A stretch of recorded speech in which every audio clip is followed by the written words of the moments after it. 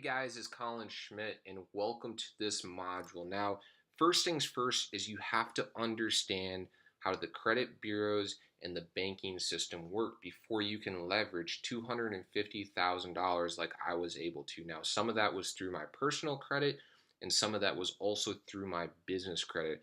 I'm going to show you exactly how I did that, but first things first, you have to understand the system. So let's jump right into it.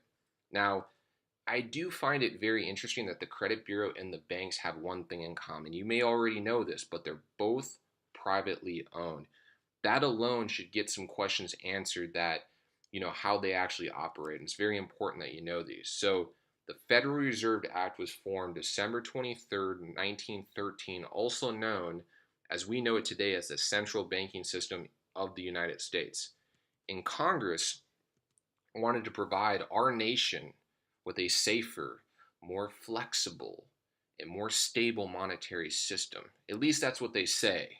Now, it is more of a monopoly as we know it today, but that's exactly what they say. Now, some very interesting facts inside this banking system that the banks are actually making 500% on your deposits while giving you 1% returns over a whole entire year. Now, I remember when we used to be super excited for 1%, but when you see this, you're like, how can I shift and be inside that 500% category? And obviously, I'm going to jump into more detail on how you can leverage these aspects and turn them into gains for yourself.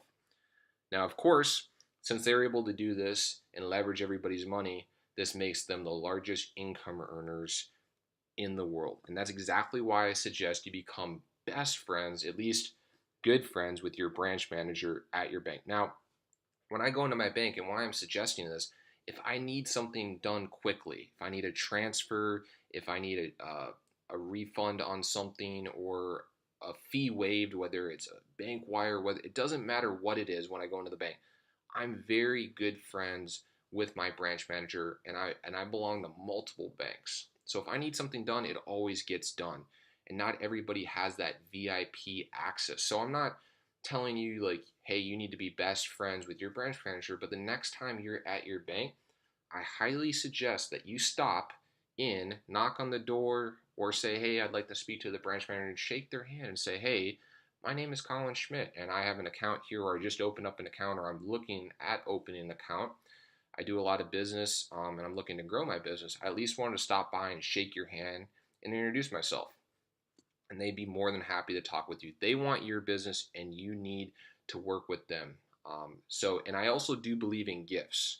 So every seasonal time of the year, I buy I buy my branch manager a gift, whether it's a book, a fruit basket. It doesn't matter what it is. Long story short, guys, I'm spending a little bit longer time on this slide because you need to make sure you take that seriously and you know your branch manager. You may already, but I highly suggest it. Now, I may have said a bunch of things, banks are monopolies and this and that, but they have their place.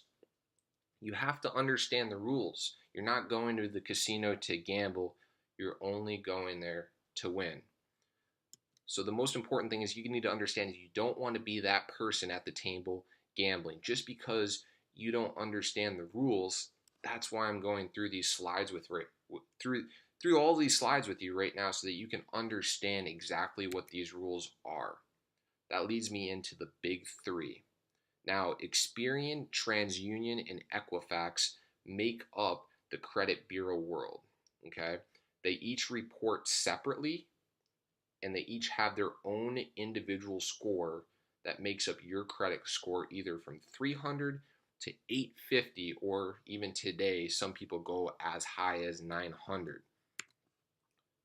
Now, these financial institutions use these big three bureaus that I just listed in the credit bureaus in order to assess whether someone is worthy in receiving of a loan. And I'm going to go into what makes up these categories: payments on time and debt utilization, all these other things, but I'm going to go into more detail. But first things first, I want to talk a little bit about how these credit bureaus work. Now, the actual scores are relatively new, a lot newer than Sunrise's. Is a little bit of a joke, little laugh, ha ha. I know, not too funny. But the FICO scores, as we know it today, weren't actually introduced until 1989.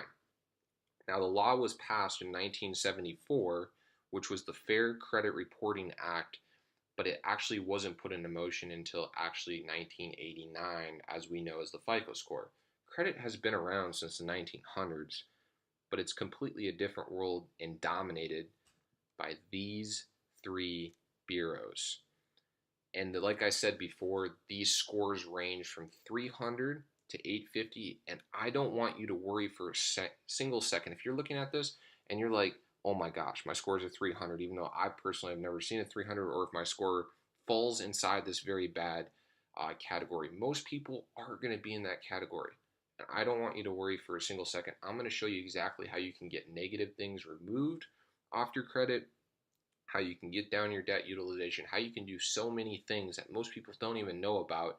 So don't worry about depending on where your score is. And obviously we're going to get it from if it is very bad to fair to good, and obviously to excellent, because we want to leverage a higher amount of capital, and we can do that based on our credit score.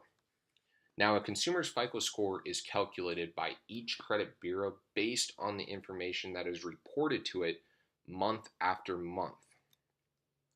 The first bureau that I want to talk about, and one of the most popular bureaus, is Experian, and one of the wealthiest as well. Now, Experian I find very interesting, as it states here 17,000 people in 37 countries, and their corporate headquarters are all over, as in Dublin, Ireland, and operational headquarters in Nottingham, California, and Brazil as well. But if you look at that facility, do you find it interesting that some of the nicest facilities in the world are actually credit bureaus and banks? It is not a surprise. That facility alone is one of the most secure facilities. They have laser beams that shoot above the fence and below the fence because, well, guys, they just made $4.6 billion this last year. This is not a nonprofit organization. They are definitely for profit. And I want to show you exactly how you can get your cut, and it's simply by understanding who they are, what they do, and what you need to do. That leads me into my second bureau, Equifax.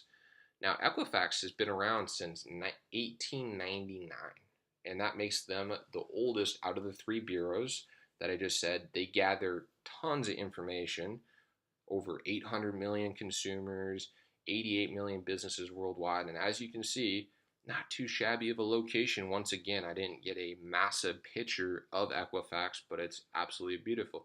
Now, they're actually located in Atlanta, Georgia, and to date, they did $2.7 billion annually this last year.